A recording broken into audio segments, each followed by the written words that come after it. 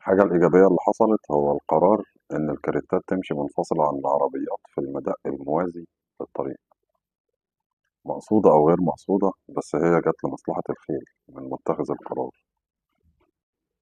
وصلحت خطأ تصميمي كان بقاله فترة طويلة متسبب في إهلاك الخيل العاملة هناك. وأظن الفرق واضح في خطوة وأريحية الخيل وهي طالعة ونازلة على الطريق الأسفلت مقارنة بخطوتها على المدق الرملي في نفس المطلع الصعب. في رأيي الضرب ده وضع حد المشكلة أو working condition كانت سبب رئيسي في إهلاك الحيوانات العامة في المنطقة وإصابتها. هو ضرب أو طريق سايبينه على طبيعته رملة وزلط وطوب متوسط الحجم، ممكن يكون أحسن من كده، وفي شركات بروفيشنال تقدر توفر التربة الملائمة.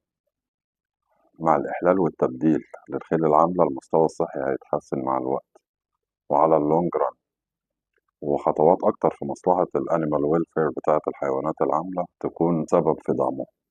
بس على ما ده يحصل، في ظل المعطيات اللي اتكلمنا عنها، خسارات كتيرة وصور سلبية وتشويه ومتاجرة بالموضوع.